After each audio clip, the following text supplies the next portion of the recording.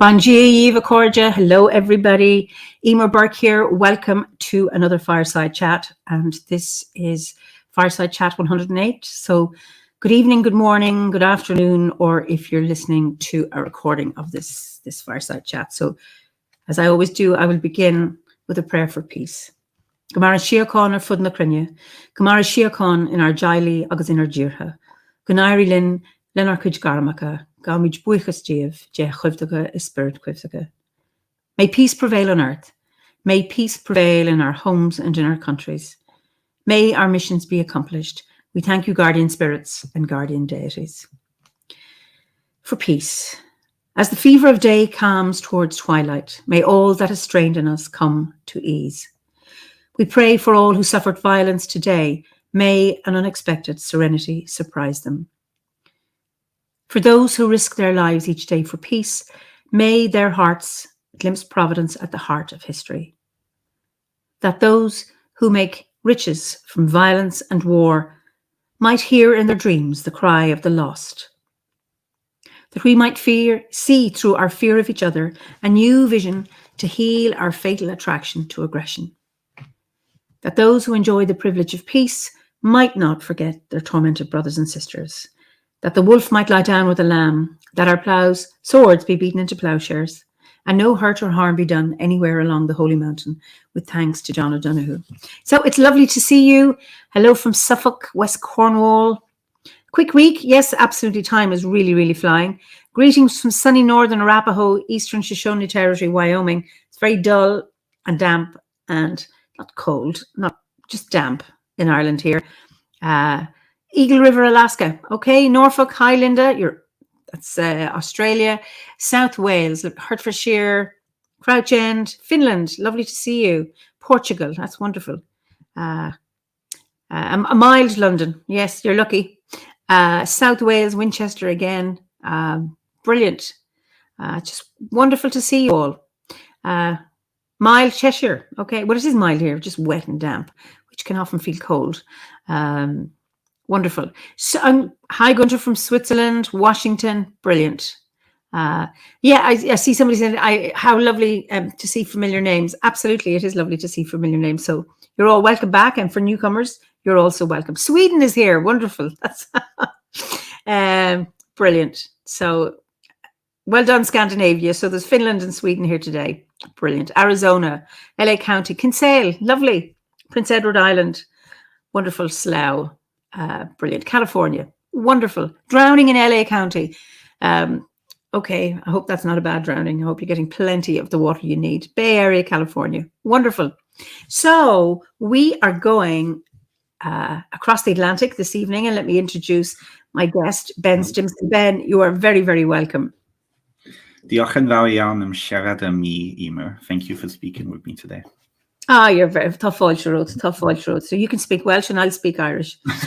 So just explain where you are and why you're there. Of course. So I am coming from Kitchener, Ontario in Canada, and I'd like to acknowledge that I'm situated on the Haldimand Track, which is the traditional territory of the Haudenosaunee, Anishinaabe, and Chinonton peoples. And where Kitchener is, it's about an hour and a half west-ish from Toronto. Okay. And so I'm in Southern Ontario on the same parallel as Northern California. So that kind of gives people a sense of how far down Canada is. Okay, wonderful. Well, Flinty Byrne says, woohoo, evening then. So you were speaking Welsh, and I know you have an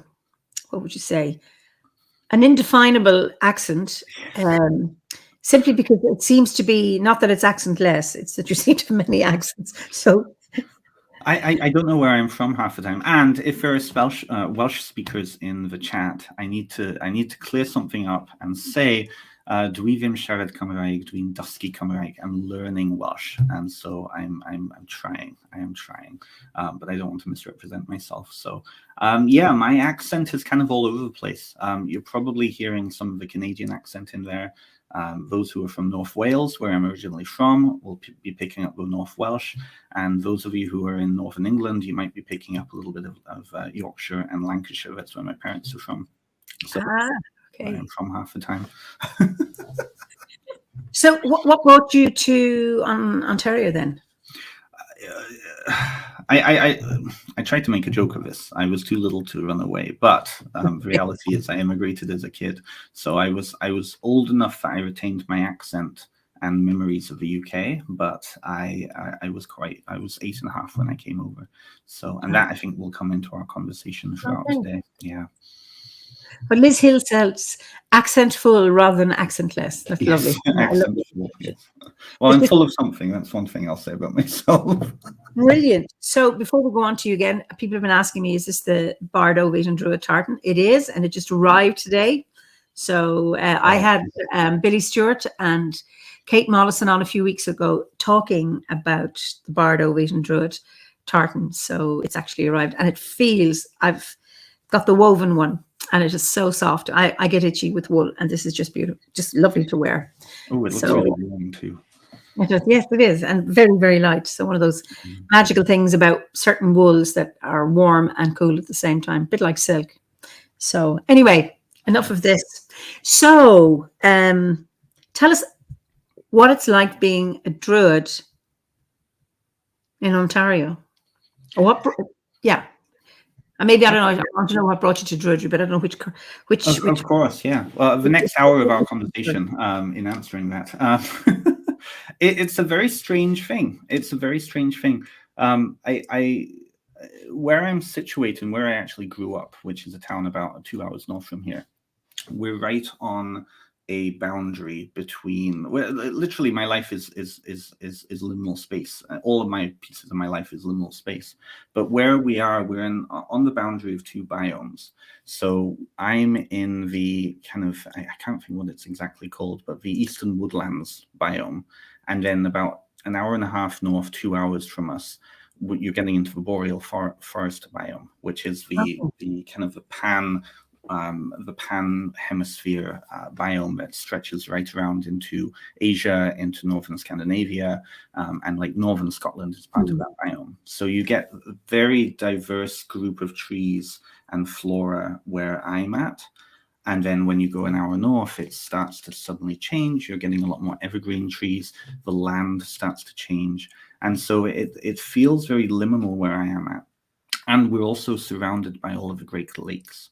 So we have Lake Ontario, Lake Erie, and Lake Huron within about 45 minutes from where I'm currently at. So again, that creates more of a liminal space because we're so close to such huge, big, massive bodies of water too. So it's a very strange experience. And especially my background not being from here, again, very liminal in many ways. Wow. Just because this is the 108th Fireside Chat, and just as we were, for our viewers, that I just happened to say this to Ben, and then he said, "Oh, there's a significance to it." So I am going to ask you to explain this. What does 108 mean in Sanskrit? So 108, and I started to explain it, and Eimear was like, "Shut up! You don't tell me yet." So 108 is one of the holiest numbers in Hinduism and Buddhism, and Hinduism and Buddhism have played a part in my own spiritual journey, and so nobody exactly knows or can say why 108 is so important in dharmic traditions. But if you've ever had a set of mala beads, you'll count them, and it's 108. And so some people think that it has something to do with kind of sacred geometry, sacred cosmological significance. Some people say that it's because that number goes right back to a very old form of language, like kind of pre-Dravidian languages. And others will say that it has something to do with the number of letters in the Sanskrit alphabet. So there's many different reasons, but you'll see 108 again and again and again throughout all those traditions. So I thought that was kind of cool. I was also shocked that it's been 108 fireside chats. I didn't think, weirdly, I didn't think it was that many, to be honest. But it doesn't feel like that. Now, so Franklin Lavoie says the yin essence. 1,080 miles is the radius of the moon. And that's a good point, because like Indian science was like 1,000 years ahead of European science, medieval European science, and 0 is actually where it originated in India. It originated in India about, I want to say, 3,000 years ago. It was taken up by Arabs and the Arabic world, which then filtered on into Europe. So we get 0 from India, which is kind of a cool thing. So they have a huge amount of cosmological calculations of distances of planets, and they were using their solar observatories back 3,000 years ago. They were able to calculate distances between all the heavenly bodies. It's incredible. It really is. So that makes sense. And then I know from friends, I'm not a numerologist, would say, well, 10 and 8 makes 18, and 1 and 8 makes 9. And we come to a nice sacred number from these lands, you know, 9 being a multiple of 3. It's always fascinating. And then Franklin, thank you, Franklin. The number 108 is divisible by 1. It's divisible by 1, 2, 3, 4, 6, 9, 12, 18, 27, 36, 54, 108. Wow. Okay. Thank you, Franklin. That's awesome. Thank you. Brilliant. So, what brought you to the? Oh, wait a second. We've got loads of experts here. The angles of a pentagram are 108 degrees. Okay, that makes sense. And the pentagram does appear in many yantras from Hinduism and Buddhism too, as a geometric figure. So that makes sense. Wow. Yeah. It also has connections to the golden ratio. It's interesting. Interesting. I was in Marrakech recently as a teller at an international storytelling festival, and the pentagram is on the Moroccan flag. I hadn't appreciated that until I arrived at customs or at immigration, and the police all had pentagrams on their badges. I thought, wow. So I don't know what within Morocco. What that was. I think it has something to do with the Star of Muhammad in the Star and Crescent. Because in Tunisia, back 20 years ago, a lot of people were able to get pentagrams without being able to go and buy them in metaphysical shops by going to get Tunisian coins from coin exchanges in Canada, because it has a pentagram on it. Okay. That's the only reason I know that. So I'm new to the order. This is Ram. I'm from India. 108 is 1 mala. Yeah. You need to do millions of repetitions of mantras that make malas to call to natural energies and deities in human form. Wow. That's true. So I assume you're doing these repetitions over a lifetime. I wonder, will you ever get there? Yeah, japas. If you actually, I mean, we're completely going off topic here, but I love it. In Japan, the Buddhist malas that they use there, they have the 108, and then they have linked other groupings of beads. And if there's a way of holding them where you do your japa, your mala, your repetition of 1, and then you move up 1 bead on the second one. And if you use all 3 in conjunction, you can do something like 10,000 repetitions in a single sitting. It takes like an hour or 2 hours, but that's what a lot of the Japanese Buddhist priests would do. And so if you ever see that, that's to allow you to keep count so that you can do thousands of repetitions. Wow. Yeah. And it's very beautiful too. Absolutely gorgeous. I mean, I was brought up with the rosary, Roman Catholic background. And it was never something that called to me. So it's really interesting because it was always seen as being taken into play to do this. Very different, just a very different experience for me. So it's fascinating now. Sandy, she bought a Tunisian coin for the pentagram reason. Oh, there we go. See? Sandy's in Tintagel. Wonderful. Brilliant. So, anyway, how did you come to Druidry given your... wait a second. Ferdiad, I can't ignore you. There's a pentagon in the middle of a pentagram. Internal angle is 108. The points of the point are 36 internally, which is a factor of 108. 3 by 36. Okay. Oh, that makes sense. Okay. I'm just fascinated at the level of engagement about this topic. So many people, we've had comments from different people about this. Thank you, Ferdiad. That's wonderful. Brilliant. Yeah. Anyway, I'm going to leave that topic for the moment. And so what brought you to Druidry, or how did you, given you've had a Buddhist Hindu tradition or background, how did you find Druidry and the order? Absolutely. So it's such a funny and such a long tale. It goes back to one of the reasons that I started looking into spirituality in the first place. So a little backtrack there. When I moved to Canada, I was 8.5 years old, and I didn't get a chance to have a say in it. And that caused a great deal of issues for me because I was old enough to remember home. I was also old enough to have an accent that made me different from so many of the other kids that I was hanging out with. And so I was bullied when I was a kid. And that only entrenched this feeling of, I need to be home. I want to be home. I want to be home again, right?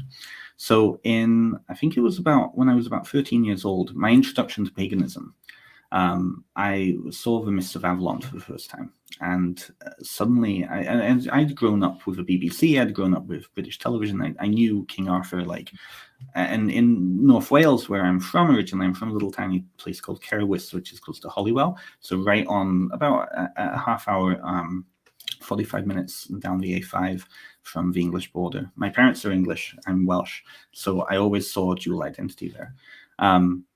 I saw the Mists of Avalon for the first time. And at that point, I was also coming out and understanding myself as a queer person. And so I was in a town of 18 churches, 18 denominations, and none of them wanted me, right? That was my perception anyways. Wow. Kid. And so I saw the Mists of Avalon for the first time, and I was like, what would a spirituality be like for me, which is an all-loving mother goddess? And of course, the Mists of Avalon being set in the Arthurian times, right? So that really sparked an interest in paganism and Wicca for me. And so over the span of from about 14 to, I would say, probably about 27, 28, I was interested in all the various forms of spirituality. Mostly it was kind of paganism and like the paganism of the 2000s books, like Starhawk's books and Margot Adler's books and those types of books. Funnily enough, I never liked Scott Cunningham or those books. I never picked up. It was ones I was able to get, which was the goddess spirituality books at that time. So I looked into Hinduism, and I started practicing Hinduism when I was in college for the first time, and then I started to go into a period of my life that was very dark.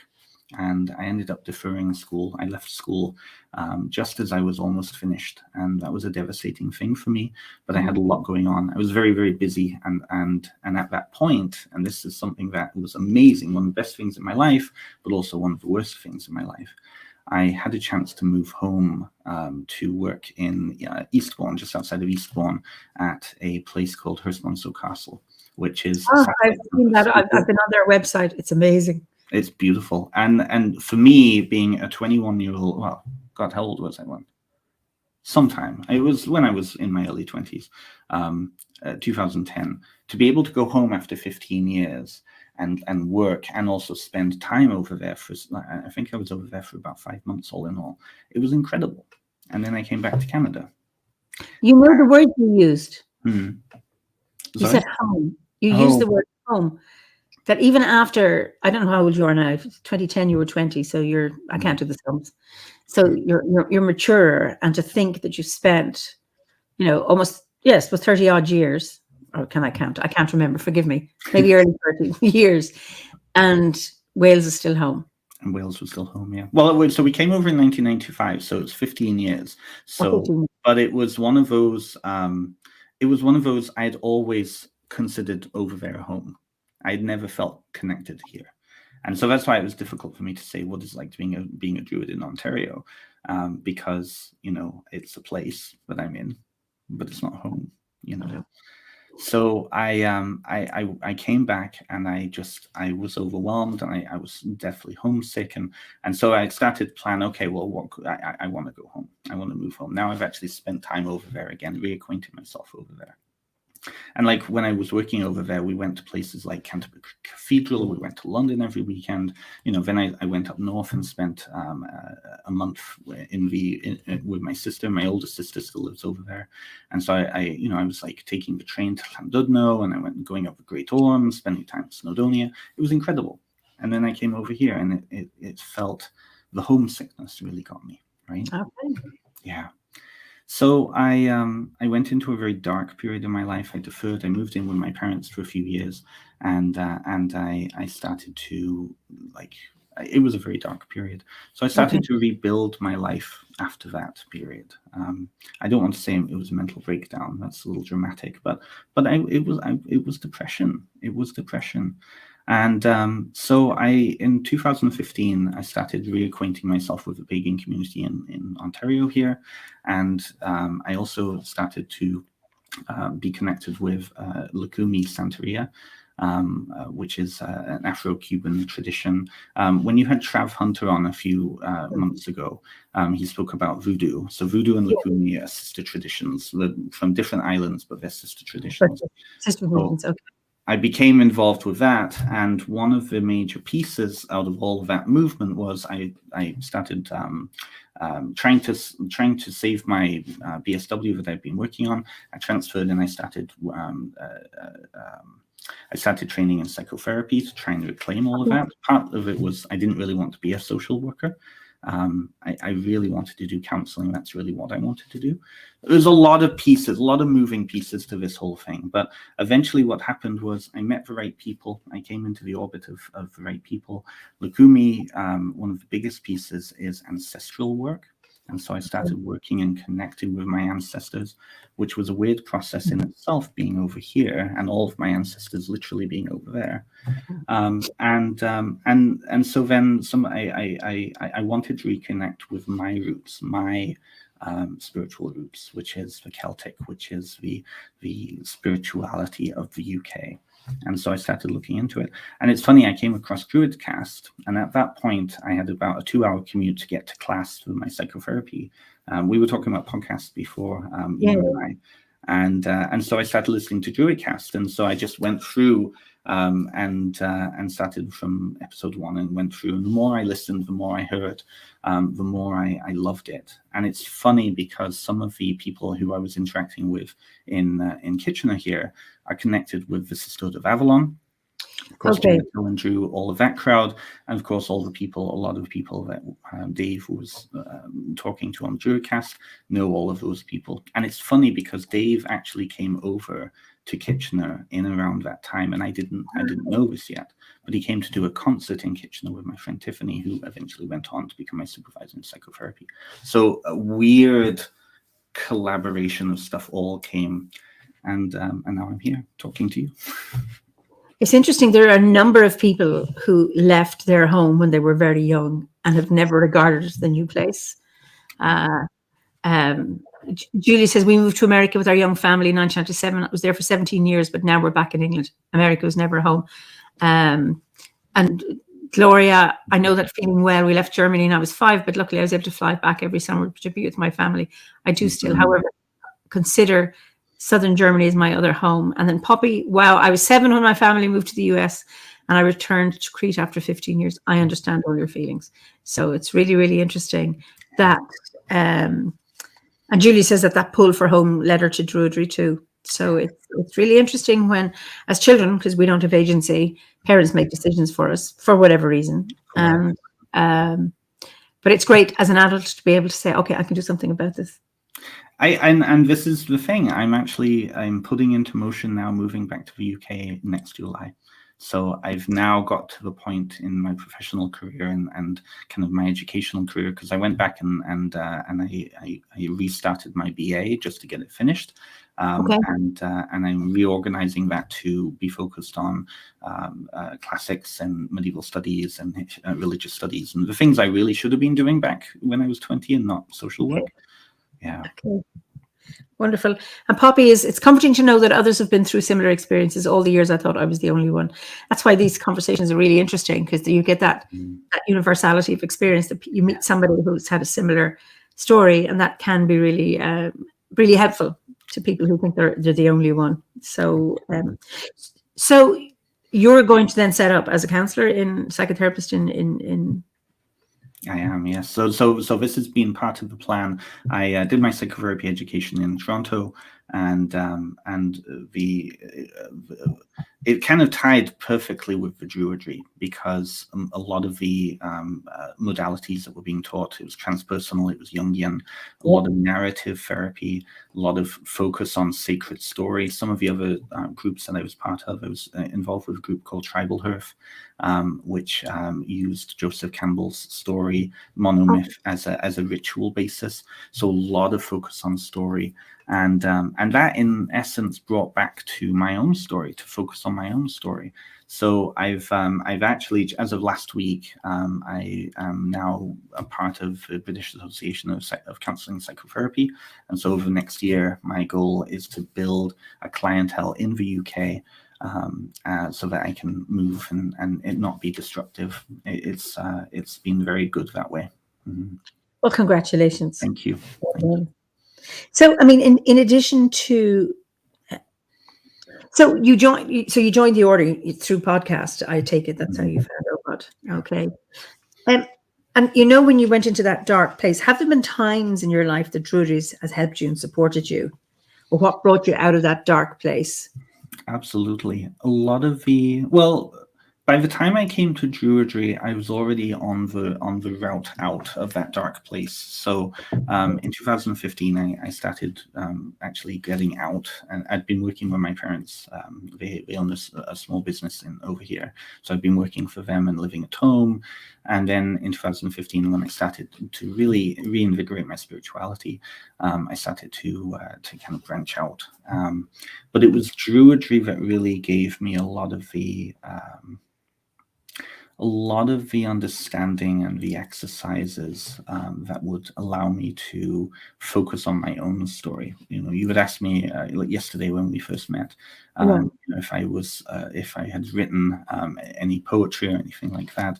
And unfortunately, over the past couple of years, because of something we'll also be talking about later on, I haven't had a chance to get into writing prose in that way. But really the focus on personal story, and a lot of the figures in British mythology I really connected with. Figures like Lle from the Mabinogi. That idea of being lost, the idea of Lle up in the tree, being hurt and being lost and being confused, and I really connected with that. Can you, for those who may not know, can you just give us a little synopsis of Lle? So Lle Llaw Gyffes is the husband of the son of Erenrod, and he was rejected by her and taken by his uncle Gwydion, who taught him, and through various means were able to gain a name, an epithet, and weapons from Erenrod, who had placed what's called, I wish Mara Starling was here, she would be able to tell me what the word is. She placed a curse on her own child, so that only she was able to give him a name, which is very important. A weapon, very important. We call that a gesh. In Irish, we call that a gesh. I want to say it's called a llenget. But I'm not. Any Welsh speakers who are viewing, maybe we can be enlightened. And we in Irish would call it a gesh, and that comes in that taboo or that constriction or constraint. Go on anyway. Sorry. Absolutely, yes. So and that reappears again and again throughout the four branches and through other sources, right? So Gwydion was able to trick her every time in order for her to give this child a name, a weapon, and eventually a wife too. No, so she said you will never be able to get married. Gwydion then built, constructed, charmed, created Blodeuwyn, who eventually became Blodeuwedd. the flower-faced goddess, and Lle married Blydaweth, and it was not a happy marriage. There's a lot of stuff connected to that, but he was eventually wounded, and he turned into an eagle and flew up into a tree and was going to die unless Gwydion was able to get him down. And a lot of those pieces of being lost are really connected with. Is that Malecht? Is that the word? Malecht?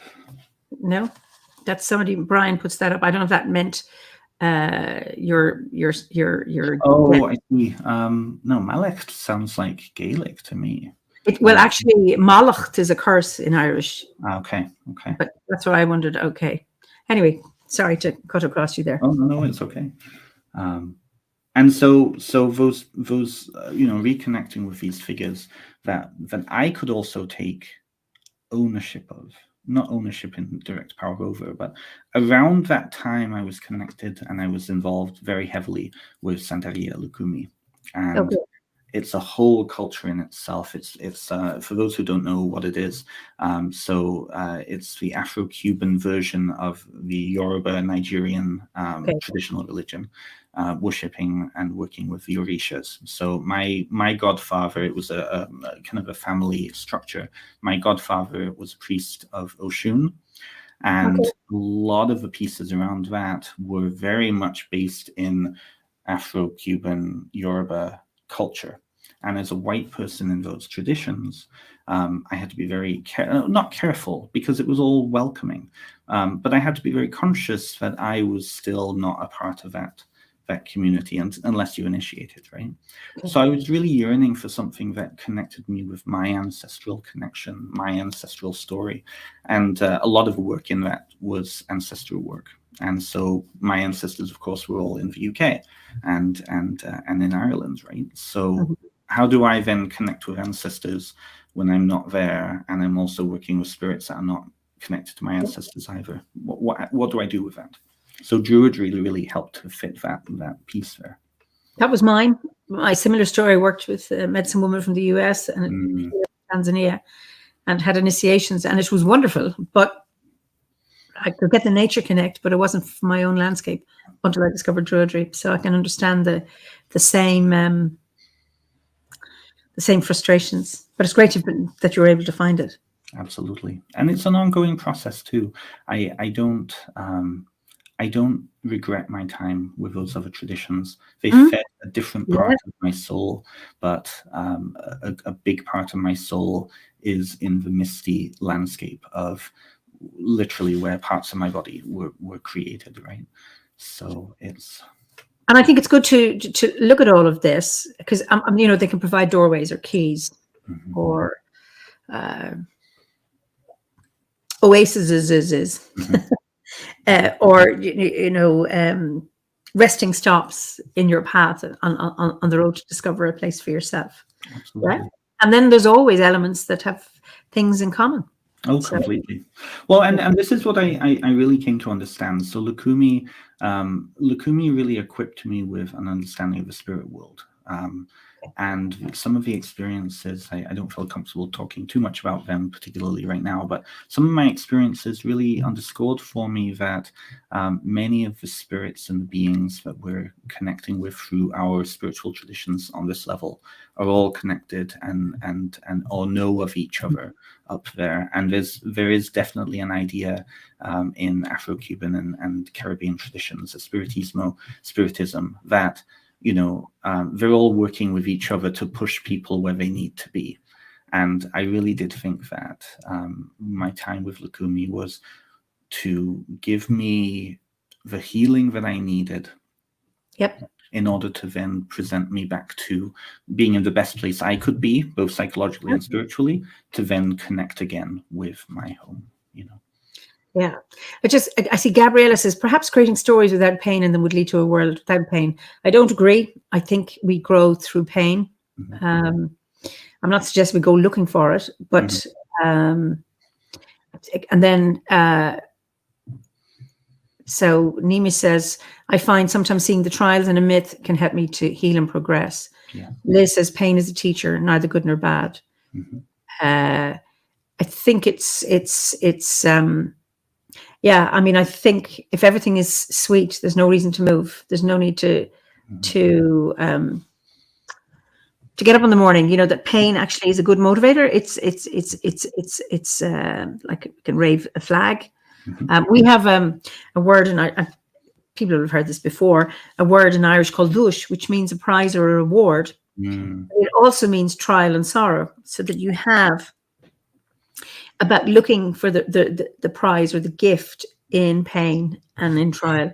That they're maybe two sides of the same coin. So Yes, I very much agree. I really do think, in my own personal gnosis and what I've experienced in some of the traditions I've been following, that the world, the manifest world, is a place of experience, because so many of the spirit beings I've connected with are so desperate to get into this space again, because it's a place of experience, different experiences, but pain is one of those pieces, but also growth is one of those experiences too. And so it works very well with my work in psychotherapy and in counseling, because again, these mythic stories, I saw a comment about mythic stories here. There is a connection, there's a relationship there between what the gods, the spirits, the deities, the saints, whoever go through, and how we can relate to them. And indeed, one of the way that story comes into Lukumi and Santeria is the mythos is not understood as actually have happened, but as fables and parables in order to teach us. And most of the Orishas, most of these spirits have spent time on Earth living human lives. And so many of the stories come from their experiences of pain, of suffering. Oshun, for example, is she's the goddess of love, the Orisha of love, but also of pain, because you can't have love without pain. You can't have love without that deep despair that comes from bad love, from the jealousy that can come about from love. And so she's the Orisha of sweet and sour waters too, of honey and of vinegar. Yeah, I mean, Gabriel says, what if we think that because it's that's mechanism, I think she means machismo that's now here. These are old themes. I mean, the pain of childbirth followed by the joy. That there's, I think it's important, and there are ancient traditions going way, way, way, way back into mother traditions as well, that we grow through pain. Yeah. I think it's constant suffering is the problem. If you're staying stuck there, it's about learning through pain. If you don't learn, then there's a problem with that. Very much. But it's about being able to, so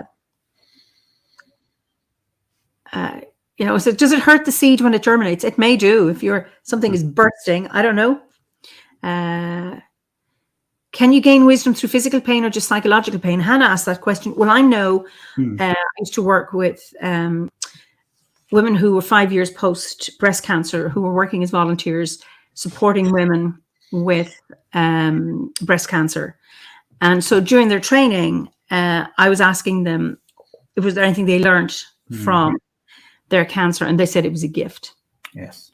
It was a wake-up call that in that paradoxical, counterintuitive way, that they appreciated it. They wouldn't wish it on anybody, but that they could learn from it. And that was physical as well as psychological. I don't think you could separate the two.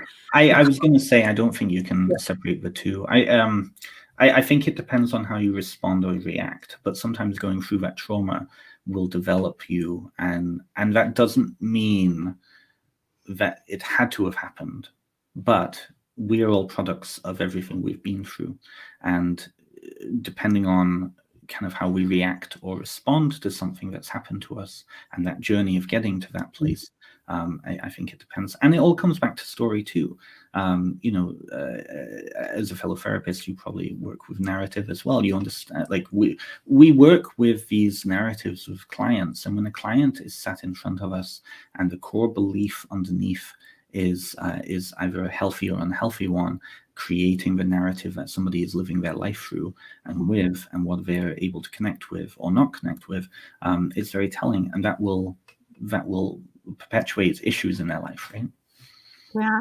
I think Gabrielle is still thinking on. I think we can grow also in the absence of pain, suffering, even if there are people who go through. I don't know how we can avoid pain. I mean, if we've ever been rejected, you haven't been chosen for the team, you didn't do well and you failed an exam, your dog has died. If we're actually living a real life, as in a normal life, we encounter pain and grief. I don't think anyone gets away with it.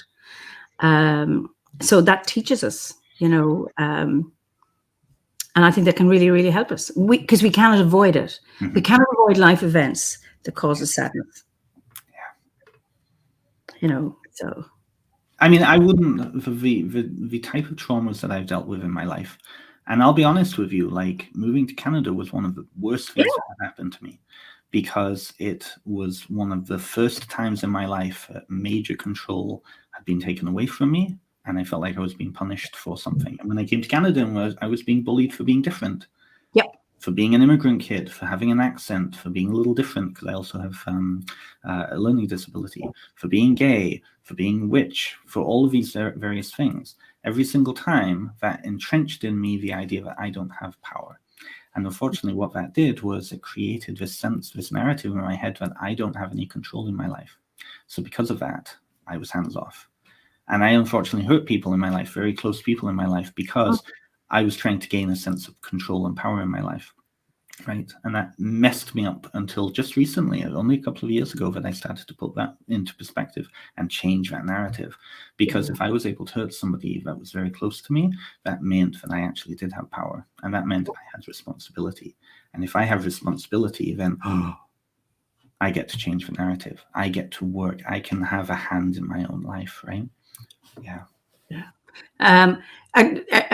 Era says, grief is the price of love. I agree with you. I mean, I'm very familiar with grief, and I was, one of the consoling things was that this grief was the price I was paying for the love I had, but it was worth it. And that was really important. Ferdy, if we keep avoiding pain, we cut ourselves off from vulnerability and the opportunity for great joy, but we need a balance. And I suppose when you talk about love and relationships, it is about being vulnerable. It is. And not always that need for control, but there's the risk. Because when you allow yourself to be vulnerable, you open up opportunities, but you open yourself up to whatever. And Gabrielle, fair dues to you. She says her tiara is not shaken. So that is wonderful. Yes. So Philip says, I always say grief is because we live. It is. We experience loss. It's true. Right through our lifetime. And like you say, loss of a home that you knew, or a loss of a job, people, pets. You're a strong body, if you get sick, all of those kind of things. And Gunter says, what resonates with, if the goddesses love you, they'll send you challenges. So. Well, and this is the thing, right? And I see that particularly in my role as counselor. If somebody comes and sits in my chair and wants to be coddled and wants to, work on making their life perfect, then I'm curious about what's been happening in their life, right? And I flat out say, I'm not here to coddle you. I'm not here to just give you love. First of all, it's inappropriate to give your clients love. But I think compassion, that's where I'm at with that question. It's more about compassion than it is about love. And compassion sometimes is being hard, holding up the mirror to somebody so that they can see things for themselves, challenging in the right moment, right? But also, and it's the right moment when it's safe enough for the person to do that. Absolutely. Yeah. Francis says, I think the ways a person deals with grief as an adult may also depend on whether or not there are significant traumas from childhood and the burden carried as a result. Absolutely. Some more than others. Grief from childhood may also be ancestral. Absolutely. Absolutely it is. Yeah. There's that running joke amongst therapists where it's like, a therapist is writing on their pad with somebody in the chair, and it's mother, mother, mother, mother, mother, right? Say that again. Mother, underlined many times. Yes. It's the mother underlined. Right? Yeah. But it's true. It is that piece around a lot of stuff comes from childhood, and I don't think we realize fully how much stuff starts in childhood and how much stuff is ancestral in nature also, because it comes down through the family culture. None of us come in as a clean slate, because as soon as we're born, we're born into a context that has already been in existence since 3 or 4 generations back, right? And talking about like ancestral work. So my book is around ancestral work, and that's a key piece into that, working with the ancestors to understand, well, what did they hand us? In my family, I'm still living with a core narrative that was developed in the 1840s in Northern England, that is, you have to be a self-made person. And I'm still seeing that in workaholism amongst my family members, right? That was like 5 generations ago, Yeah. And the thing about workaholism, as opposed to a substance addiction, gets far more, affirmation, because it's seen as a good thing, and it actually, in many ways, it's adaptive, it works, it's successful, but there is a price. Yes. You won't starve, you won't lose the roof over your head. However, there's other things that may be lost. Clinty says, I heard a wonderful phrase that was, if you are lucky, you will live a life where you die 100 times before you truly do. Yeah. It reminded me of the little deaths we all experience from endings. Yes, and absolutely. Those wonderful little stories, I think, is a wonderful, makes life very, very rich. It's because true. You wake up again, and when we talk about that life, death, rebirth cycle, is that we have those mini deaths, and then something is reborn to help us going on. And I suppose, if people have had trauma, the best revenge is to do well, and that you thrive rather than sit along in surviving. So yeah, absolutely. And I like your word revenge there, because in many ways it is that the idea of revenge often keeps us stuck in place, but sometimes the best revenge is just moving forward, right? And allowing then the other person to move forward too. How often do we see the more unhealthy form of revenge, which is to keep the other person in place in your mind because you're not ready to move forward yet. I'm not going to forgive you because I need you to still be villain, because I'm not comfortable or I'm not ready to move forward yet and let go. It's narrative, right? Yeah, that's right. Yeah, I remember working with somebody who was very, very angry from having some trauma, and just stuck. And I asked the question, I said, can you imagine your life if you weren't angry? And she stopped and she said, but then who would I be? Well, who would I be, right? And it's really hard how we, our identity and, allowing events to define us, which is fine if you've, you say, I've come from, I had perfect parents, gave me the 3 core conditions and everything was wrong. That defines me. But it's when actually, no, I'm defined by the pain I've had, and that I'm never going to let it go, because I hold on to this. It's and then you stay stuck, and that's the pity. And it's true. I found that I found myself falling into that trap recently too, and I had to sit down and I had to think about myself and my move to the UK again, move home, right? Yeah. When I get over there, I fixated so much on moving home the past 30 years, 28 years, right? I fixated so much on that my identity here has been, I'm a British guy who is, all these things, right? But British is one of the major pieces, because over here I wasn't British until I came to Canada, if that makes sense, right? You're Welsh. Welsh. Okay. So when I go over to the UK next year, well, who am I suddenly? Because I'll be surrounded by my people, right? I'll be surrounded by people who sound like me, or well, somewhat sound like me. So, but then that's the question: who am I going to be? And I think that, I've been seeing that with a lot of clients too, similar to what the example you brought up. Who am I? Who will I be if I don't give up? If I give this up, right? Yeah. That's right. And wait a second. These comments are coming fast and furious. Wow. Lots of unconditional love. The quality of Era, I think, I don't know if Era or Ira is how to pronounce your name. The only qualitative difference between good and bad addiction seems to be the level of social acceptability. Drugs unacceptable, work commendable. Absolutely, and I think you can be really trapped in that. Anyway, so I mean, there are things that we do that can actually be effective, except in when you do too much of it. Yes. Then that's when it becomes, I suppose, pathological or has fallout, or people suffer. So, yeah, It's true. It's true. It's true. And those addictions, those addictions can take on some very interesting forms. You know, I've seen people who become addicted to spirituality. yeah, I've seen people who've become addicted to whatever it is. It doesn't necessarily have to be an unhealthy thing, but it's how do you then take whatever it is up, if it's used in a healthy or unhealthy way, right? And that's part of people's journeys. And I think that for me, that's been a big lesson the past 5 years, is to understand that wherever anybody is, that's where they are. yeah. Yeah. Okay, so you cook. I do.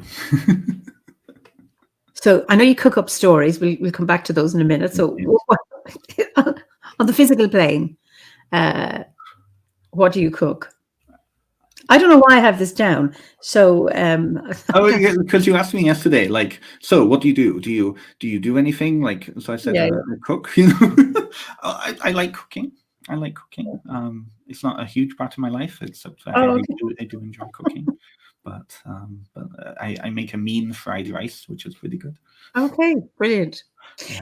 All right, we'll move on from cooking because you have a story to tell. Yes, I do. So I actually have several stories, if I'm allowed. They're short stories, though. But a lot of it.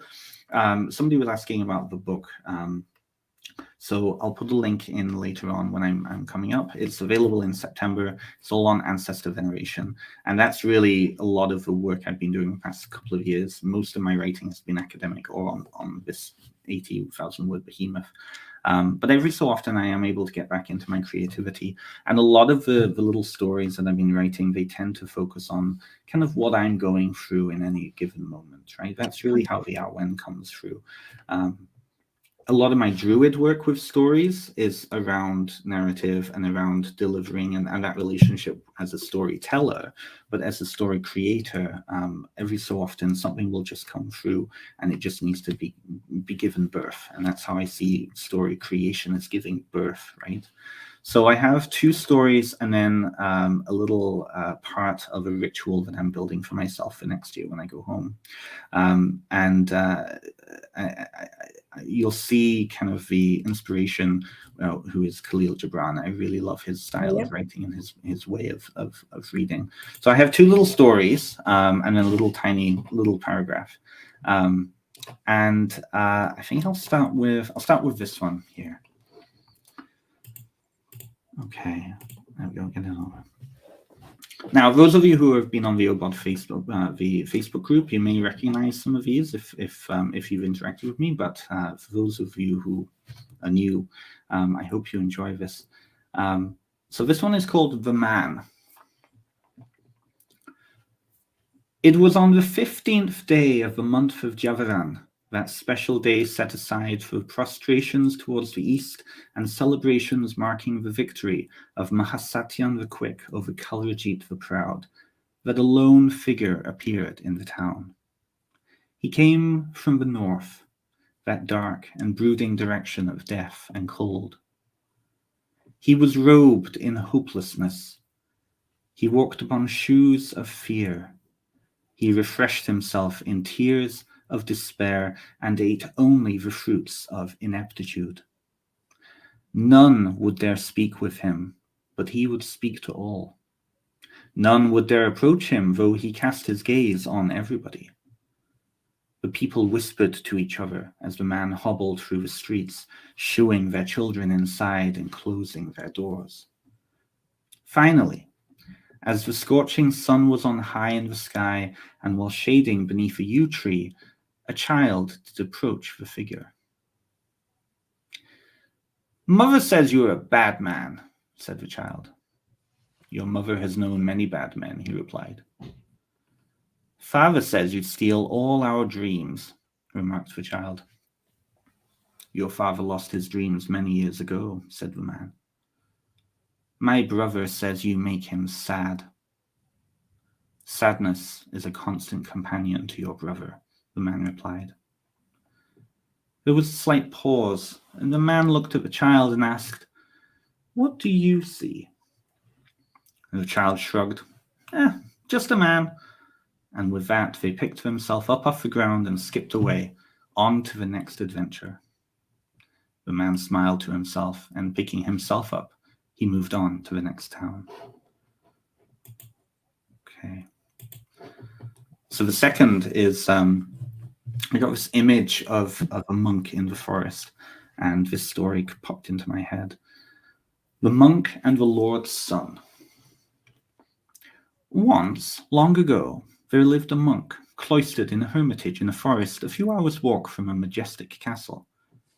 The lord who lived at the castle was a powerful but humble man, and he sent offerings from his kitchens to the monk regularly to support the hermitage. Day in and day out, the monk rose to greet the sun. He prostrated to the four corners, saluted the winds, and prayed for the salvation of the entire world. He meditated on the bliss of absolute love and watched as the world changed and grew around him. The lord of the castle would sometimes send his youngest son to take the offerings, some loaves of bread and sacks of meal, fish and rounds of cheese. The boy was strong and on the verge of manhood, but unlike his father, was proud and arrogant. Hail, my son, and hail your noble father, that the Lord doth bless him, the monk would say upon spotting the boy riding close, accepting with full gratitude the provisions. At first the boy was polite, but soon grew irritated with the chore of going to the monk. He did not see the hermit's way to be anything worthy of respect, for he had his sights on knighthood and glory. What you do all day is a waste, old man. This food should be given to those who can fight and defend the kingdom. And the monk would smile and nod. Yes, I'm sure it should. You pray all day and do nothing productive. I'm going to be a strong warrior and fight our enemies. And the monk would smile and nod, saying, A mighty warrior you will be indeed, and thank the boy. Then the boy would depart, and the monk would go back to his prostrations and his prayer. And when night came, it was time to sleep. The monk would lay down his head and dream of the battles that he too once fought. He would hear the screams of his enemies and see the blood of the slain from his battles. And then one day war did come, and the young knight did go off to war. The battles were fierce. The shouts of anguish from those both guilty and innocent cried out into the night. But after a time, the battles were fought and won, and peace came to the kingdom again. The monk, who had continued to prostrate, to pray, and to focus on the salvation of the entire world, was oblivious to the fight, and one day he spied a new visitor. This was not the peasant the Lord often sent with his rations, but a grizzled warrior back from war. Aged from rough living while on campaign, scarred and disfigured from battle, and with a walk of humble bearing. Hello, sir, said the knight. I am the son of the local lord back from war. I wonder if I may come and sit by your fire for a time.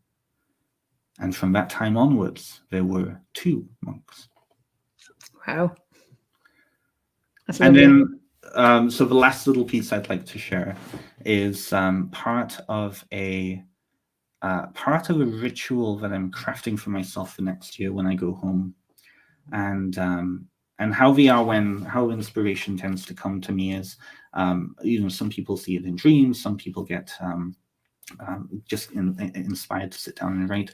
For me, it's usually visions. I get images in my head that I just fixate on, and then words start to come to me, and it does feel like a birthing process. And so I have this image of myself climbing a very special place in North Wales, the Great Orme, which is just next to Llandudno on the north coast of North Wales. And I have these words to express kind of what that process will be like for me. So, ritual of return. And I did make pilgrimage to the summit of my heart.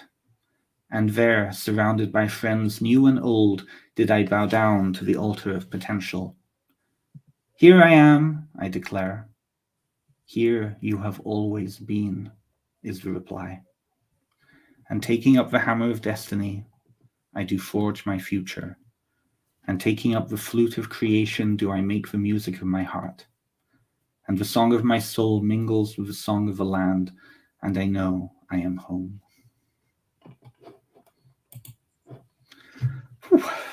Well, I'm going to read some comments. That was wonderful, Ben. Thank you. I was completely drawn in and taken away by your storytelling. Applauses. Love that. These stories feel like fables. So wonderful for inspiring inner work and growth. And Stephanie suggests that The Knight and the Monk could be a movie. Jackie says, lovely, Ben. Love your storytelling. That one gave me goosebumps. Beautiful. I love your storytelling. The child in me is captivated by the tales. This is an ancient wisdom in them, or there is an ancient wisdom. That's from Philippa. It's lovely to get that kind of feedback, isn't it? Beautiful, super nice. So much. Well done. Now, a poet too, gorgeous and such vivid imagery. So you say this thing comes to you, your one of your inspiration or imas. Mm-hmm. So are you like walking down the street? Are you in nature, or are you sitting in front of your screen, or what is it? Absolutely. It tends to be when I'm feeling very strong emotions. So when that strong emotional, whatever is being triggered, and sometimes that can be if I see an image, if I'm in my head, something will come to me. Even if it's just I'm feeling really a strong emotion, a homesickness, a hreif, or a sense of like extreme love. When I'm meditating, and I'm not, when I say meditating, I'm not sitting cross-legged, like, just getting into my head and being in that space where that perception expands. And then these characters come to me, and I try to run back to try and put it down to paper. Well, I'm always interested in this. So, Ira says, thanks so much for sharing these inspired pieces. So fascinating. Lovely stories. They sound from another time. Okay. And Poppy saying, does the whole story come to you at once? Because for me, in my stories, is I tell them to myself. They come. I can't write them down first. Mm-hmm. I have to tell them over and over again. And then I record them. And then I write them. Right. And I find that so I can tell a story and I write it down. And then I tell it again, and more stuff comes as I'm telling. I don't know if you're familiar with that process, or yours very different. I would say that it depends. My storytelling has definitely evolved. I do have stories. I've written stories ever since I was a kid, and I can tell that when I started to really work on myself and open myself up and connect in, about, I would say over the past 7 years, it's really evolved to be a birthing process.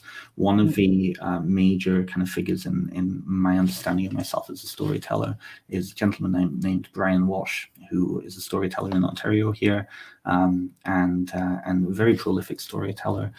He works with mostly the Irish. He comes from the Irish diaspora. And the way he explained and talked about and allowed me to put two and two together, that relationship between storyteller and story told, who you're telling the story to, it's a birthing process into them, right?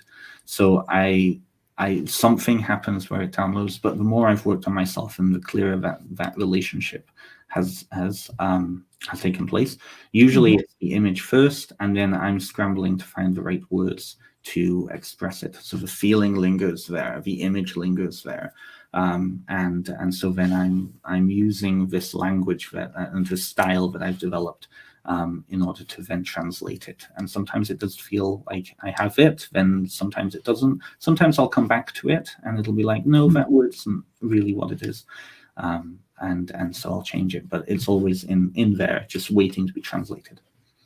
So are you ever in a tour with a live audience storytelling? Mostly in the baking community in Ontario here. So a lot of my storytelling work has mostly been within the pagan community. So around the fire, around the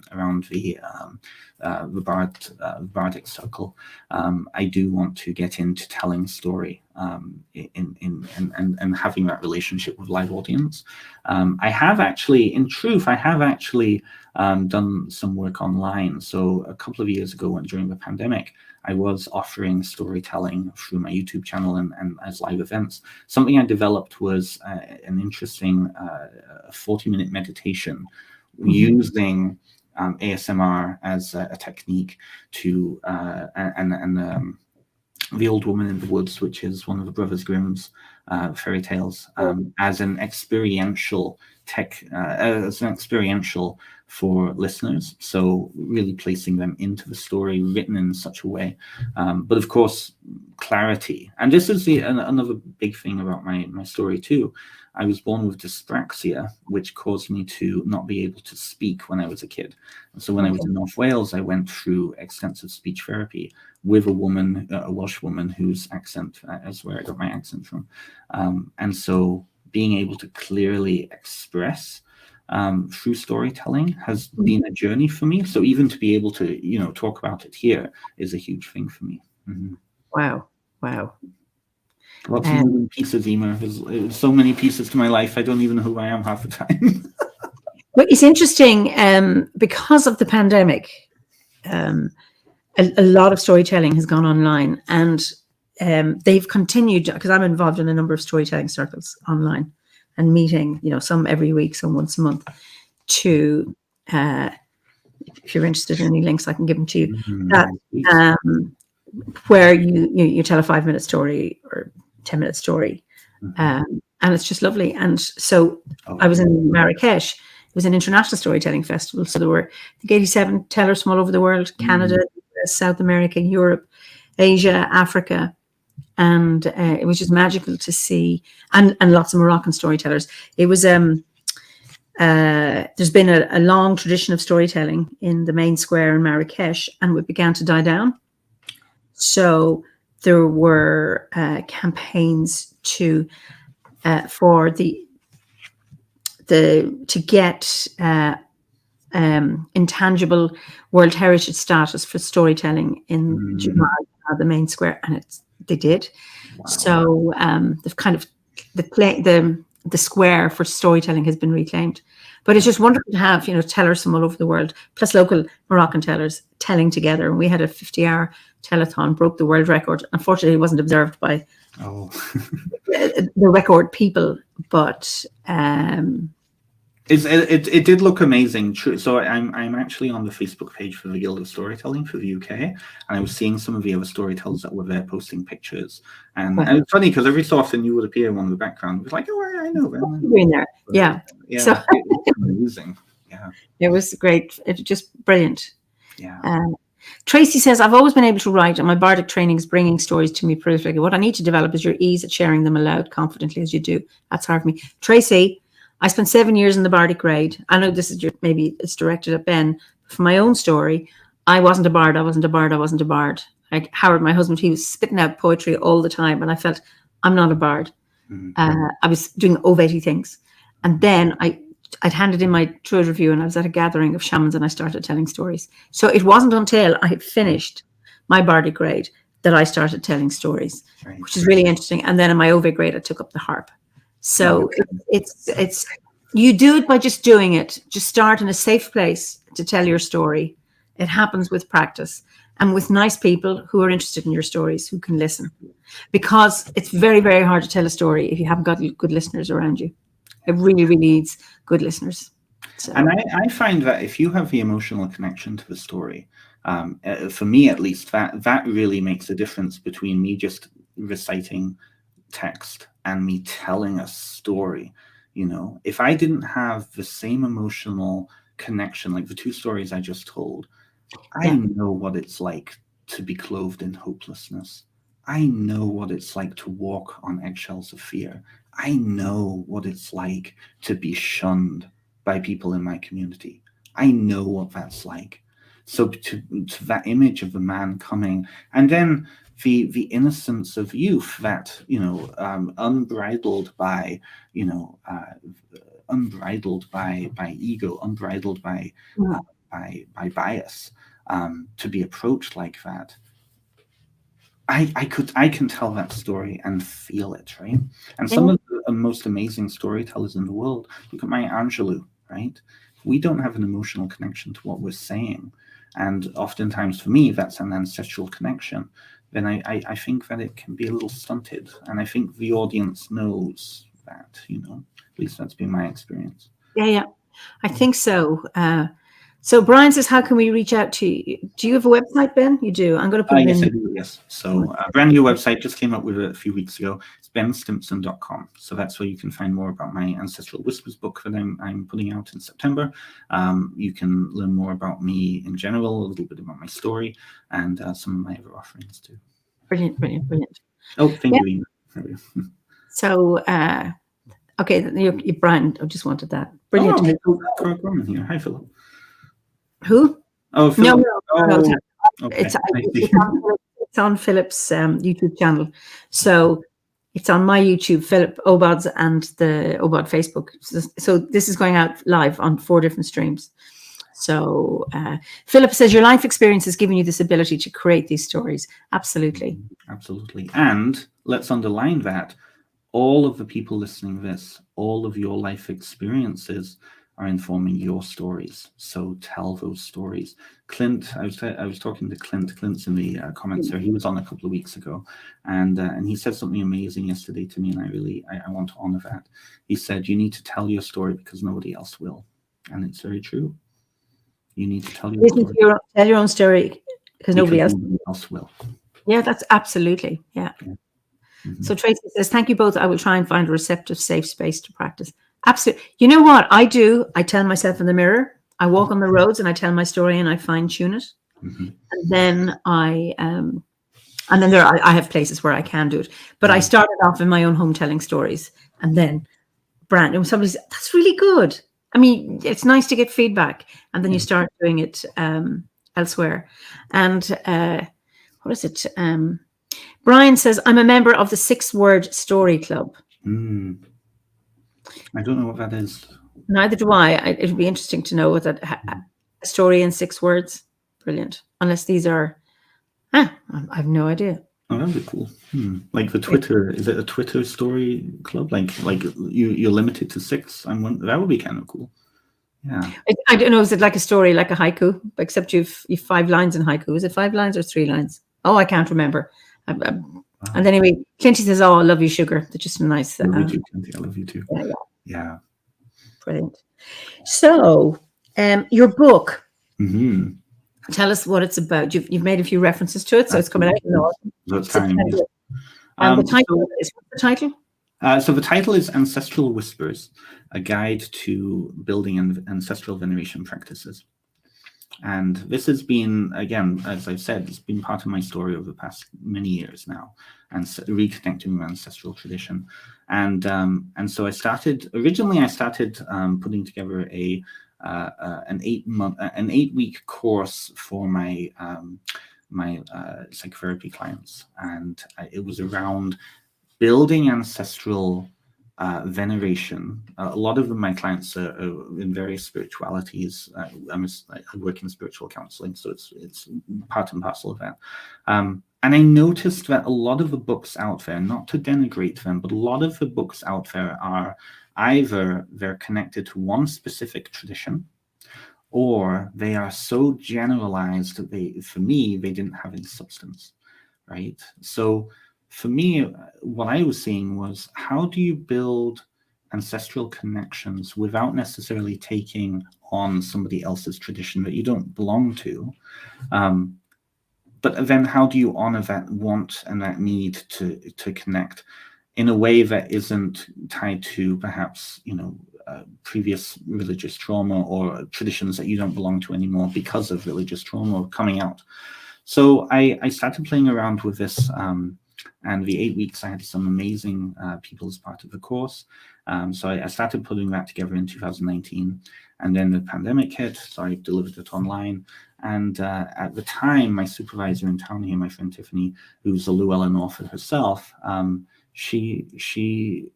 I sat down with her and I said, I would like to turn this into a book. What's your journey? So she gave me advice on how to build this into a publishable book. So then I spent 8 months developing this, and I turned it into what it is now. So the essence of the book is basically one big long therapy session. It is not my job to give people rituals, ways of doing their ancestral work. I'm not telling people what to do, but I'm asking them good questions.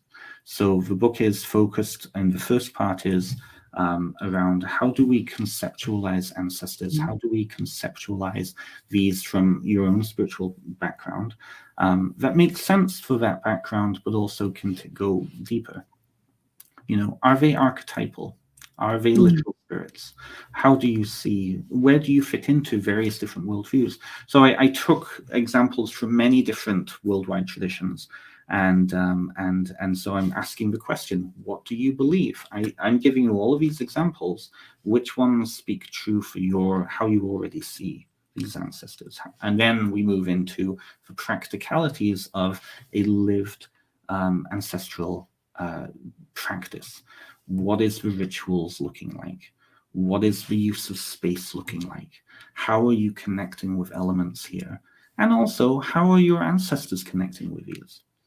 If you're a druid and you're building an ancestral practice around your druidry, how does your great aunt Ingrid, who was, Methodist and, not interested in all this movie stuff, how is she going to connect with this, right? How are you connecting with ancestors from 1,000 years ago? How are you connected with ancestors? So for me, I come from a mixed background. In the past 4 generations, I have literally Irish, Cornish, Welsh, English, and Scottish in me, right? How do I, as working with all of my ancestors, then connect with all of these disparate branches that at times were at odds with each other? Yeah. So that's really the basis of the book.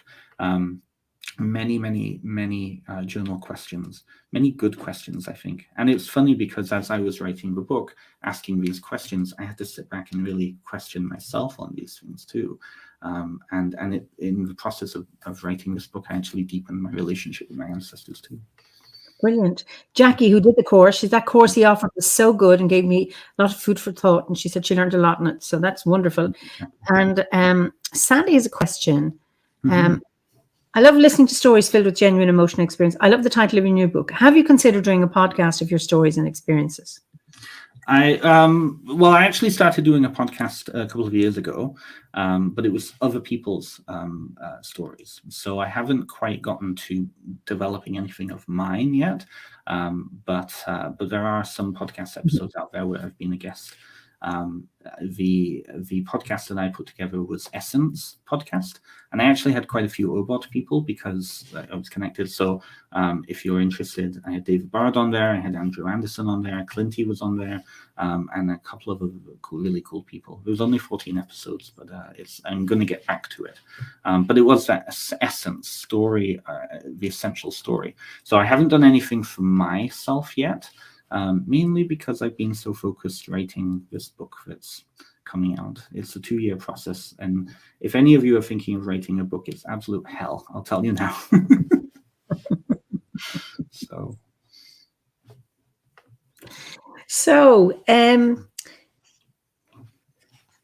what has been your greatest achievement or the thing that you're most proud of?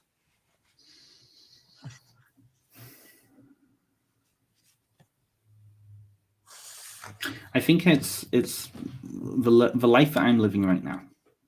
That's been my greatest achievement.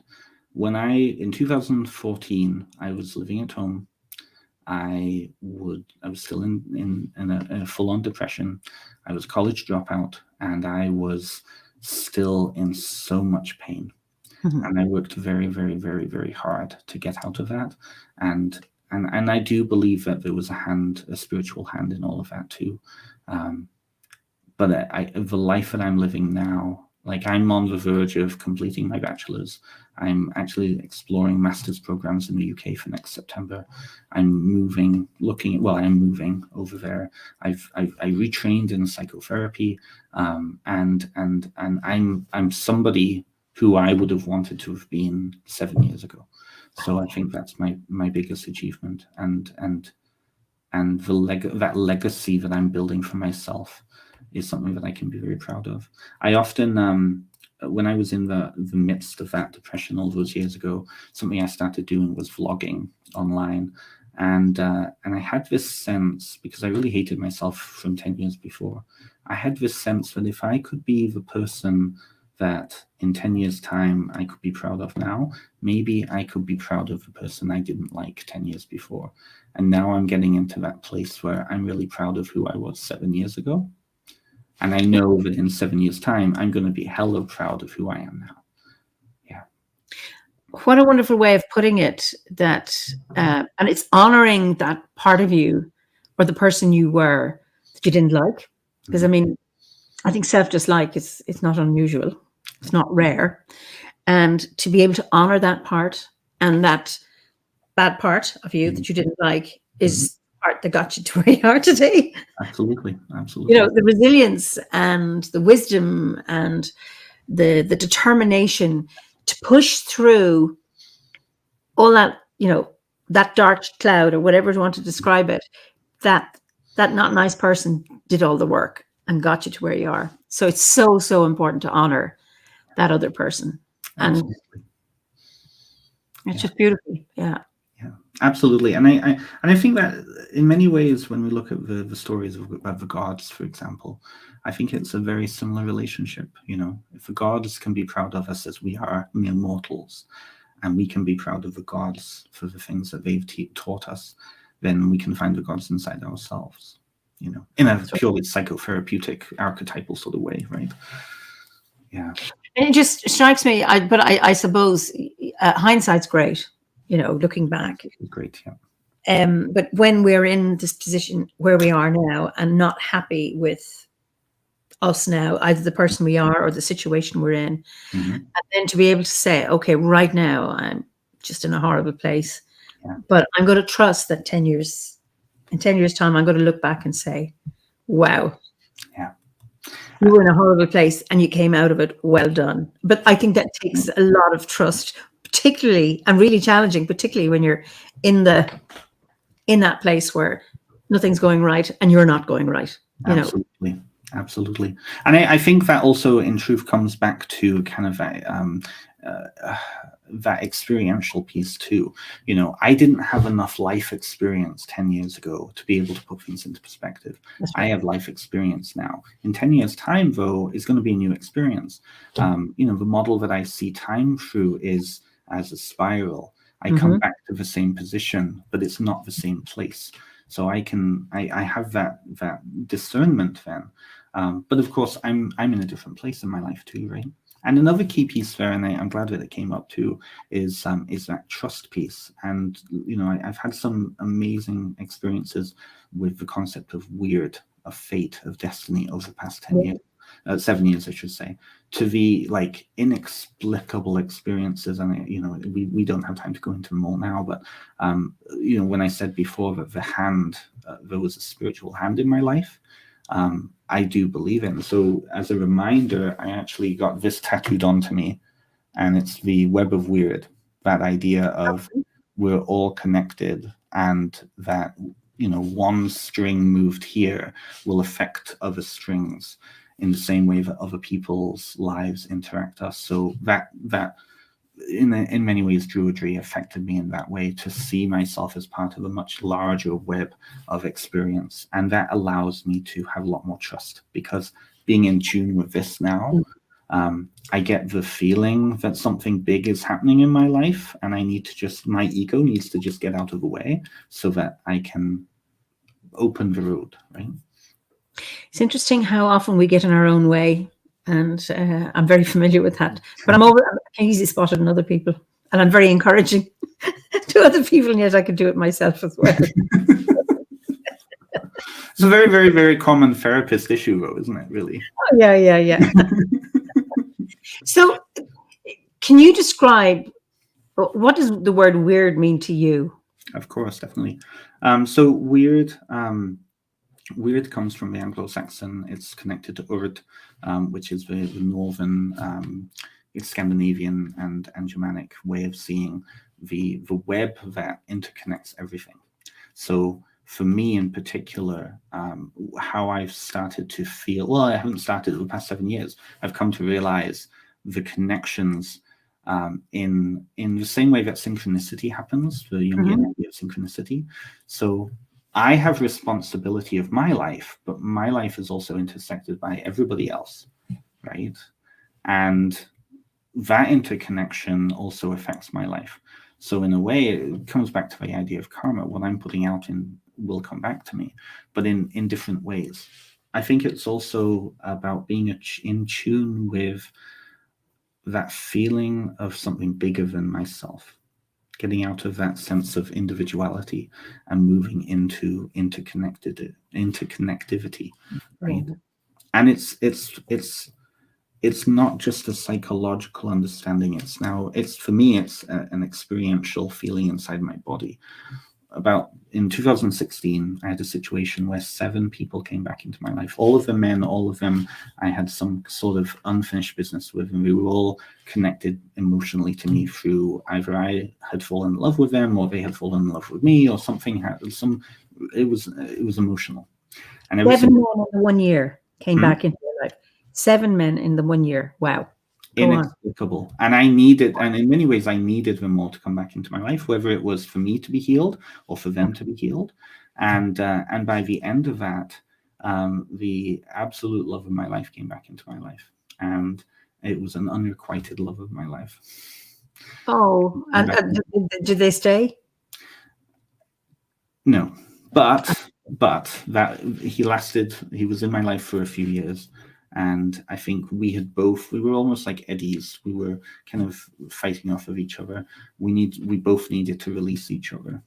Okay. And we did. And in that process, we both healed.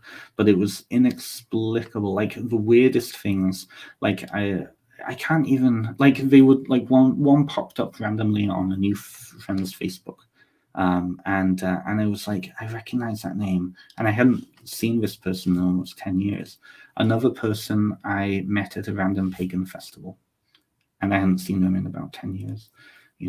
One of them was somebody who, when I was at a much more immature phase of my life, I was 18, and he was considerably older. He was in his late 20s, and he had emotionally hurt me because he just suddenly dropped me, and that caused a lot of anger for me. Of course, the rejection piece, right? And I held him in my head for 10 years. Bitterness, that I'm not understanding why was he rejecting me, all this and all the other. And he was one of the people that popped up on a new friend's Facebook page who I had met at tribal hearth gathering, and all these little pieces, right? And I reached out to him and I said, do you remember me? He said, I'm sorry, I don't remember you. And I was like, you really hurt me about 10 years ago. And he said, I was a very different person back then, and I want to apologize.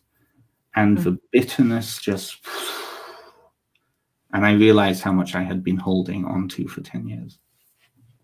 And he had let that go. I mean, wow. So that's why you hear about these synchronicities all the time. Like there's a couple in China who they'd been married a few years, and they were looking through old photos, and suddenly the guy saw himself in his wife's picture from this random tourist point, and this was years before they'd met each other. And she went and got the same picture, and they could see each other in each other's pictures, and they had no idea. They'd never met each other before, and they didn't know each other for years. That to me is that. Wow. Weird. It's weird, right? Yeah. Absolutely. Timey says, this holistic way to see one's own life, path and actions is rather rare nowadays, and often disliked and opposed by others. When people act according to it, living and acting accordingly. And you know what I say to that? Oh, well, if somebody doesn't want to live seeing their life like this, oh, well. For those of us who are living our lives this way, oh, well, right? Yeah. And Poppy says, when we're in a difficult place, we forget that it won't be forever because it feels like it will be forever, but it only takes a decision to change it.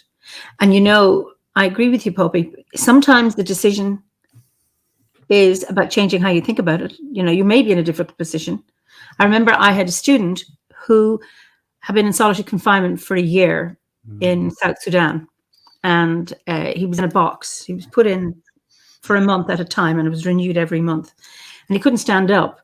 So it was just food, the toilet was there, his food. And I said to him, how did you cope? How come you didn't go crazy?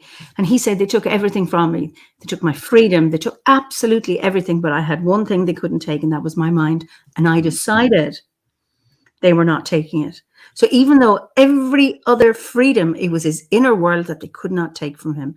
And that really, really touched me because, and as Druids, once we start on the bardic path, it's around developing our inner world and strengthening it and growing it, our own inner grove, etc. That when you can make so many decisions inside, even though externally you're constrained, but the freedom that can offer. And that guy survived. Yeah. I mean, I never got to ask him, what was it, because I remember I used to read when I was younger in my teens, World War II books about, guys in solitary confinement where one built a house in his mind and one walked home to Russia in his mind, that kind of thing. What he did to keep his mind going. But just to say that we can make a decision about our lives at the moment. It may not change it outside, but inside it can. Absolutely. Well, and on that World War II example, there's studies being done that the survivability of people who were going through the Holocaust, people who were going through massive starvation, trauma was an everyday event, they held on to that idea of hope. Even if it was just one single piece, then their chances of surviving that massive ordeal was exponentially larger than those who had lost hope. And Viktor Frankl, I don't know if you read his Viktor book. Frankl, that's exactly it. Yeah. Mm-hmm. I mean, he made a decision that he visualized him. They were being marched, the prisoners, from one part of the camp to the other, and he tripped and fell, and the soldiers started beating him, and he thought, if I stay lying down, they'll beat me and I'll die, or I can choose to get up. And he visualized himself standing on a podium telling people of his experience. Mm-hmm. And actually, the person who told me that story was in the audience listening to Viktor Frankl. And he survived. And it was that choosing. Mm-hmm. Now, he may have been killed, but the point is, those who didn't choose, or who chose to give up, which is just as valid. Mm-hmm. Absolutely. You can say, you know what, I've had enough, and I'm ready to go to the other side. And I think that's as valid as anyone else. But that notion that in your mind, if you can make a choice, that can really empower you. Absolutely. And hope is a great a motivator. Annette says, sometimes making the decision to change can be difficult, especially when the person has been in an environment of little or no support. Absolutely. Mm-hmm. Absolutely. And I mean, we do need, we need an other, we need somebody in whatever the kind of relationship is to help us. It is very, very difficult. But I suppose the person in solitary confinement had support in the past. Mm-hmm. I mean, they say if you've had one person in your life who has been there for you, mm-hmm. that can sustain you in other trials and tribulations, is that, yes, I have been loved, I have people, so I am worthy and I can make some changes. If you haven't had it, I think that's really, really difficult. Yeah. Absolutely. Absolutely. You don't have that, you don't have that that discernment. You don't have that experience that when you're dealing with this, you can't be looking back to those previous cycles, right? Yeah. Right. Yeah, absolutely. So, I mean, you certainly, that was one of my questions, your biggest challenge you've overcome, but you've certainly done that. Or have you had a bigger one than just all you've been talking about? Well, I would say in talking about circles, I would say that recurring piece about lack of control in my life has been a recurring thing. I mean, my my life in Wales, my life in North Wales, and why in my memory, Wales of my memory is such a beautiful place is when I was going through speech therapy and I was in the education system over there, I was getting some amazing support. They would send a taxi from one school. I was at a little tiny school in Cerwis. They would send me down to Llandudnog, which was a local language unit, and they would send me in a taxi, a 20-minute journey in a taxi. They paid for that, right? Yeah. All of these supports, my family made it very comfortable for me over there because it was just normal. I was just Ben, right? I was Ben, and I just need a little extra support here and there. And then I came to Canada, and so much of that changed. I was suddenly British. I was suddenly different. I was bullied. I was made to feel like I didn't belong. The words "go back to your home country" was said by another little 10-year-old. And it was horrible, right? But that, again, put into that idea that I did not have control in my life. And in essence, I think that's why so many of the decisions that I've regretted in my life have come back to that idea of they were made in moments where I didn't feel like I had control, and then I had to either go with somebody else's flow, or I didn't take responsibility, my own responsibility, my own actions, right? Yeah. So overcoming that, I would say, is a big piece, and so yeah. So, what's the most reckless thing you've done? Oh, That you can share. It's not going to top what Clinty was saying a few weeks ago. I would say the most reckless thing I've done.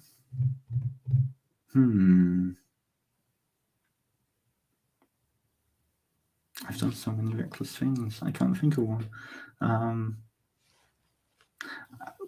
Okay, the most reckless thing I've done was I took on 4 jobs at the same time when I was in university the last time.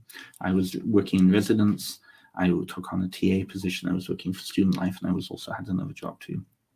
And that was because I was in such a place of dreading graduating and going out into the field of social work, because I did not want to do it, that I was trying to distract myself, and that precipitated me burning out completely and needing to leave, and other things that happened at that moment. So that's the most reckless thing.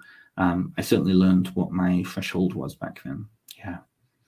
And funny, leaving social work, it would have been very hard had you qualified to leave it, to leave something you had done. So in a sense, in some way, it worked to your advantage. I think so. I think so. Because otherwise, I wouldn't have started taking the courses down in Kitchener here. I wouldn't have gone to Toronto to work in spiritual psychotherapy. I wouldn't have found a road home, right? And I feel very privileged for that. But I've also worked hard for all of this now. So like looking at the master's programs I'm looking at over in the UK, I can afford to do that and make it workable by working part-time, which is only 20 hours. I mean, that's full-time for a therapist, but it's really part-time hours. And being able to then fund the fun stuff I really want to do, which is a master's, right? The fun stuff I really want to do, which is living in the UK and going to all of these different gatherings and all of this, What's your BA in? So right now my BA in, I transferred, and it was really cool. I'm actually really proud of this. So I transferred into liberal studies in the local university in town, and I had no idea that it's one of the best in Canada. I have no idea, and I'm not trying to You're not bragging. No. Okay. So I applied as a part-time student originally first. Last January, started taking some courses. When I transferred in, the liberal studies the breadth requirements were just completed. And so I was like, oh, this is cool. But then I had 20 courses left, half of the degree left to do, because they would only give me 50% transfer credits, and they were just going to be all sorts of nonsense. Like it could be anything, that were electives. So I decided, okay, well, what can I do with this? I want it to mean something. So I asked the right questions, because I'm 36 years old and I have university background, right? I know how to shout it at admin staff and all that. So I was able to actually finagle it. So I'm doing 4 minors. So I'm doing a minor in medieval studies, in classical studies, in religious studies, and in history. And that all works because many of those are cross-listed. So the masters that I'm looking at doing, I'm hopefully, I'm exploring the folklore masters at Hertfordshire College, University in Hertford. Sure. In folklore. In folklore, yeah. So it's led by Dr. Owen Davies, who's one of the major researchers in magic and witchcraft. Wonderful.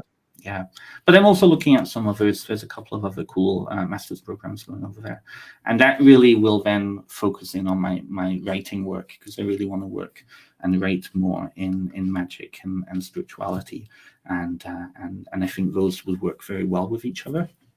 So I'm very proud of that. Like sitting and putting all the, I was sitting with the academic advisor from one of the minors, and she was like she doesn't have 18, 19, 20-year-old students figuring all this out, because 18, 19, 20, I know I never knew how to see opportunity like I do now. So I'm kind of proud of that. Brilliant. Where are you going to move back to, where are you going to go back to live? So the first year, if I pursue a master's, first year is going to be wherever that happens to be.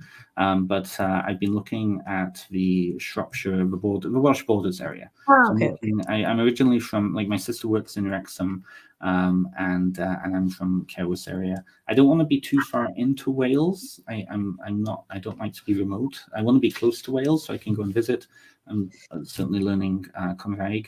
But I also need to be closer to more central locations. So it'll be somewhere in there. Yeah. But I mean, looking at the pricing of rent over there now, I'm like, for the first year, being close to London will be fun, because, I go to a British museum, go and hang out with people in Yeah. But then afterwards, no, Brilliant. Yeah. So we're coming to the end. Yeah. So a concern you have about the modern world?